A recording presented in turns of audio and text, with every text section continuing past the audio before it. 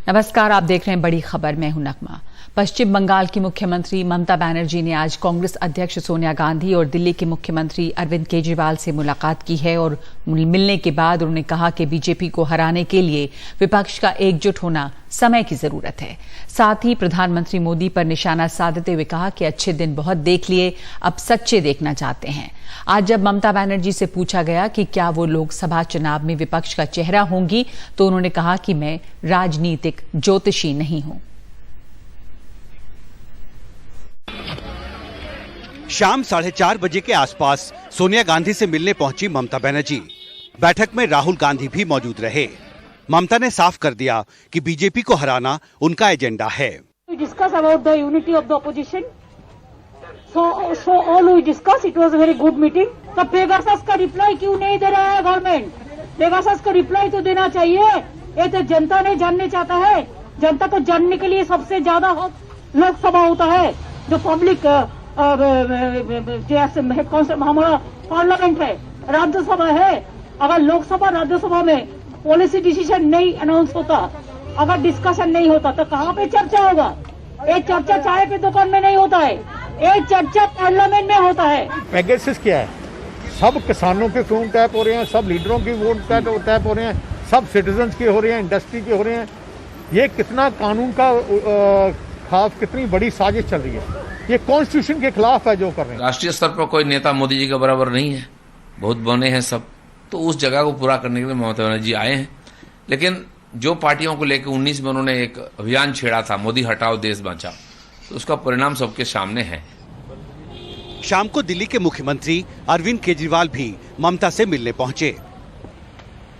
2 दिन से दिल्ली में कैंप कर रही ममता ने अपने सांसदों और प्रेस से भी बात की। सूत्रों के मुताबिक ममता पूरी योजना पर काम कर रही हैं। शरद पवार भी उनके साथ हैं। 200 ऐसी सीटों की पहचान की गई है जहां कांग्रेस को बाकी विपक्ष वॉकओवर दे सकता है, लेकिन बाकी सीटों पर कांग्रेस को दूसरे दलों के लिए अपना दावा छोड़ना होगा। ममता बनर्जी खुद ऐसे किसी गठबंधन का नेतृत्व करने का इरादा नहीं रखती, लेकिन ममता प्रचार के लिए हर जगह जाने को तैयार हैं। देखिए, बीजेपी को हराने के लिए सबको एक होना जरूरी है। हम थोड़ा लीडर है, हम तो कैडर है, ऑडियो आ जाएगा, हम तो रोड का, हम तो स्ट्रीट का आदमी है। ममता जी पहली बार दिल्ली मंगलवार को कांग्रेस के 3 दिग्गज पहले ही ममता से मिल चुके हैं। सवाल ये है कि लेफ्ट और उनके कुछ सहयोगियों को ममता अपने साथ कैसे जोड़ेंगी। लेकिन इसमें संदेह नहीं कि ममता ने दिल्ली के सियासी तालाब में खेला हौबे की हलचल पैदा कर दी है। क्या ममता बनर्जी बंगाल की तरह पूरे देश में बीजेपी की घेराबंदी कर पाएंगी? क्या खेला हौबे का नारा मौजूदा विपक्ष की राजनीति का एक राजनीतिक नारा बन पाएगा? ये इस बात पर निर्भर करेगा कि पेगासस जासूसी कांड पर एकजुट हुआ विपक्ष राजनीतिक मैदान में अपनी एकजुटता बनाए रख पाएगा या नहीं। दिल्ली से शशिकांत के साथ Himanshu Shekhar, NDTV India. Pegasus जासूसी कांड पर कांग्रेस समेत सारे विपक्ष ने आज सरकार को घेरा। लोकसभा में सांसदों ने कागज के टुकड़े फेंके। इसके बावजूद सरकार विपक्ष की आवाज को अनसुना कर सदन में कामकाज निपटाती रही। लोकसभा में नारे लगते रहे, सरकार कामकाज निपटाती रही। पेगासस जासूसी मुद्दे पर सरकार ने साझा विपक्ष का काम रोको प्रस्ताव मानने से इनकार कर दिया, तो विपक्ष ने कागज अध्यक्ष के आसन की ओर उछाल दिया। अब ऐसे 10 सांसदों पर कार्रवाई की बात हो रही है। इनका काम केवल रुकावट पैदा करना है और केवल सदन में इस तरह के काम करना जिससे लोकतंत्र शर्मसार हो रहा है। आज 7 दिन हो गए, एक सेकंड के लिए भी ऑपोजिशन किसी का माइक ऑन हुआ है, लेकिन ये जो सदन में खेला होबे की नाराबाजी बता रही है कि जासूसी मुद्दे पर सदन में विपक्ष एक है। हम तुरंत उधर पुलिस कंप्लेंट करते हैं। सरकार का कहना है इस पर दूसरे कानून में बहस कराई जा सकती है। जो प्रस्ताव जिस नियम में आना चाहिए उसमें आप दें, स्पीकर साहब स्वयं उसको स्वीकार करके चर्चा कराएंगे।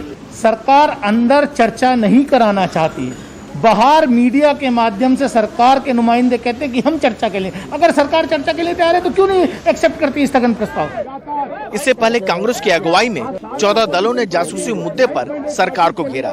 राहुल ने सरकार से सीधा सवाल पूछा, पेगासस को खरीदा हाँ या ना? क्या हिंदुस्तान की सरकार ने अपने लोगों पर पेगासस हथियार का इस्तेमाल किया, हाँ या ना? लोकसभा और राज्यसभा में पूरे दिन इस मुद्दे पर हंगामा चलता रहा। जब संसद में हंगामा चल रहा था तो दिल्ली में ममता बनर्जी विपक्षी एकता की जरूरत बताते हुए अलग अलग नेताओं से मिल रही थी।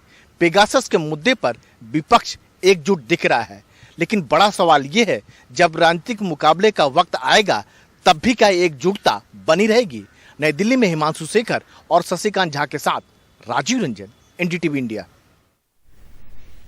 और उत्तर प्रदेश उत्तराखंड चुनाव में बीजेपी का खेल खराब करने के लिए भारतीय किसान यूनियन अब तैयार है। भारतीय किसान यूनियन के इस मिशन की शुरुआत मुजफ्फरनगर में 5 सितंबर को होने वाली महापंचायत से होगी। रवीश रंजन शुक्ला की ये रिपोर्ट। कृषि कानूनों की वापसी के मुद्दे पर 8 महीने से गाजीपुर बॉर्डर पर बैठे राकेश टिकैत अपने कार्यकर्ताओं को लंबी लड़ाई के लिए तैयार रहने को कह रहे हैं। 3 दिन पहले वो लखनऊ जाकर उत्तर प्रदेश सरकार को घेरने की बात भी कह चुके हैं।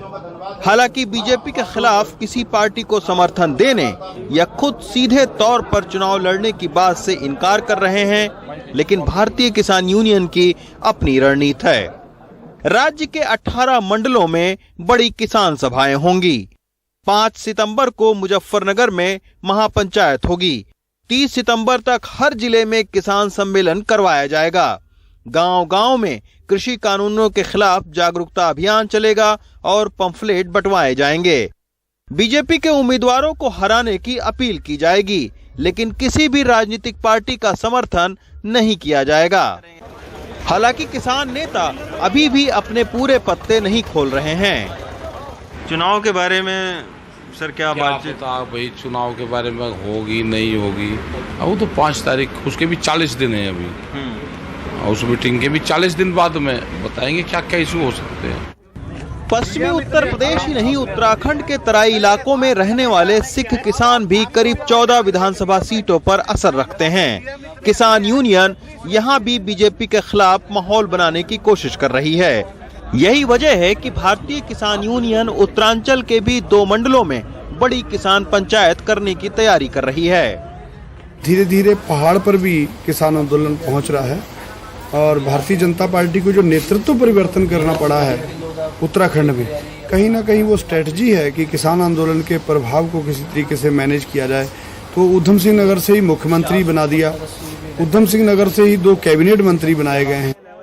हालांकि किसान आंदोलन में डैमेज कंट्रोल करने के लिए उत्तर प्रदेश में बीजेपी भी अब अपने सांसदों से लेकर आरएसएस के कैडर तक को सक्रिय कर रही है। दिल्ली की इस बारिश ने भले ही गाजीपुर बॉर्डर पर चल रहे किसान आंदोलन के तंबुओं को भारी नुकसान पहुंचाया हो, लेकिन आगामी उत्तर प्रदेश और उत्तरांचल के चुनाव में बीजेपी के खिलाफ राकेश टिकैत झंडा बुलंद करना चाहते हैं। अब वो भले ही 2 बार चुनाव लड़कर हार चुके हों, लेकिन बीजेपी के खिलाफ माहौल बनाने की पूरी रणनीति तैयार करने में जुटे हैं। गाजीपुर बॉर्डर से रवीश रंजन शुक्ला, एनडीटीवी इंडिया। और जम्मू कश्मीर में अमरनाथ गुफा के पास बादल फटा है। हादसे में गुफा के आसपास नुकसान की आशंका है। हालांकि अभी तक किसी के हताहत होने की खबर नहीं। बादल फटने के समय गुफा में कोई यात्री नहीं था। एसडीआरएफ की 2 टीमें वहां पहले से हैं। एक और टीम गांदरबल से राहत और बचाव के लिए भेजी गई है।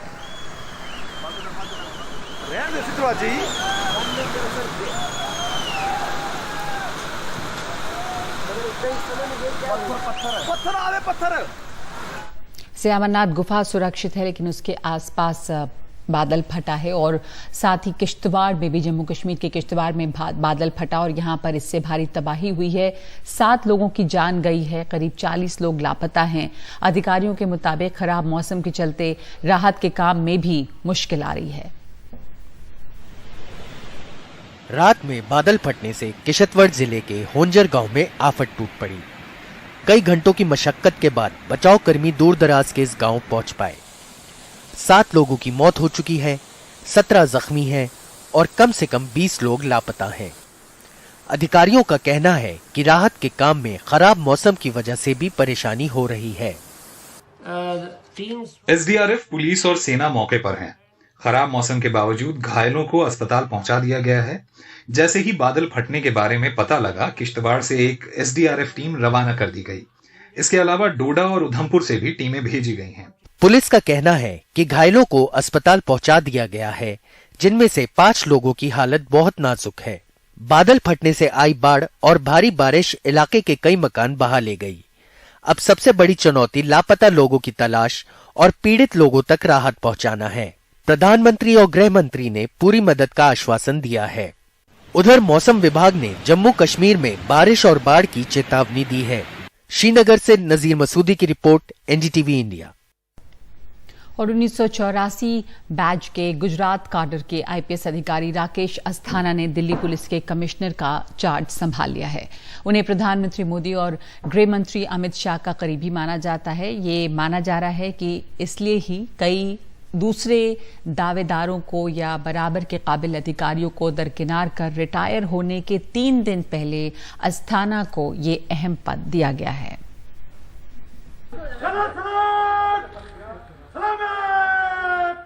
1984 बैच के गुजरात कैडर के आईपीएस अफसर राकेश अस्थाना जब दिल्ली पुलिस मुख्यालय पहुंचे तो उन्हें गार्ड ऑफ ऑनर देने के अलावा खामोशी के साथ ये गुलदस्ता भेंट किया गया।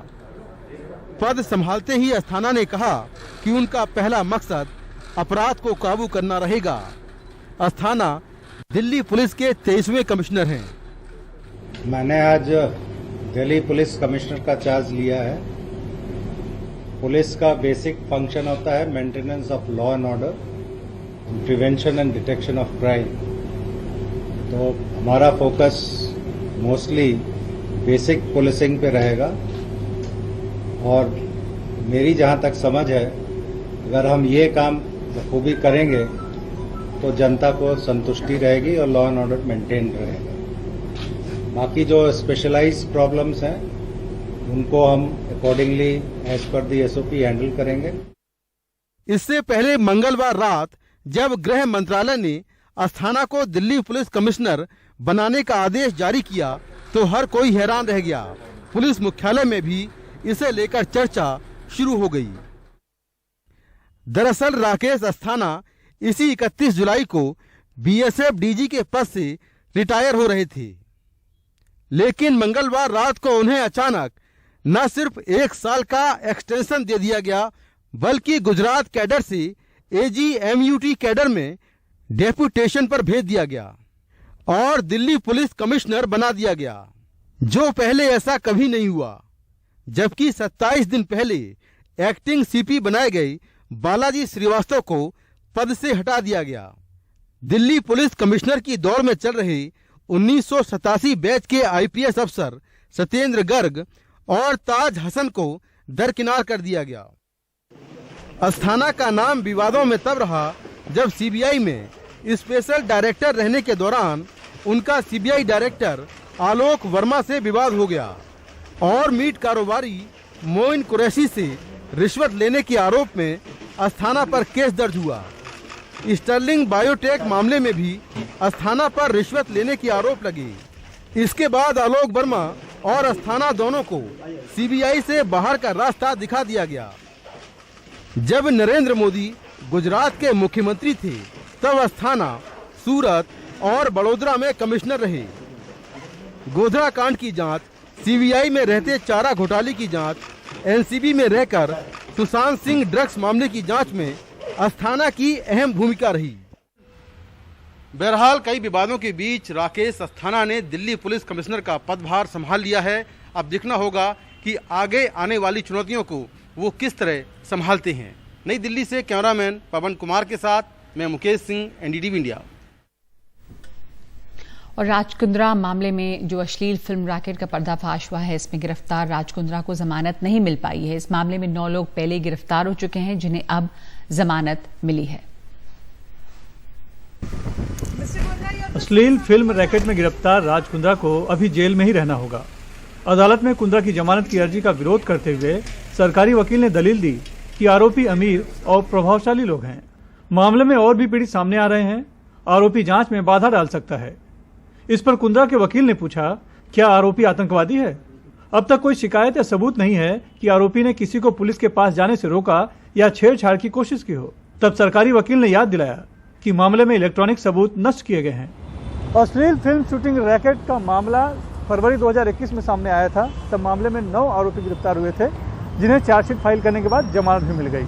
अदालत में कुंद्रा के वकील ने याद दिलाया कि पहले से गिरफ्तार कुछ आरोपियों पर कुंद्रा और रायन थॉर्प की तुलना में अधिक गंभीर आरोप थे और मामले में सिर्फ 7 साल की सजा है और कुंद्रा का घर और परिवार यहीं है, इसलिए जब भी जरूरत होगी वो यहाँ जांच के लिए उपलब्ध होंगे। लेकिन अदालत ने उनकी एक नहीं सुनी और जमानत अर्जी खारिज कर दी।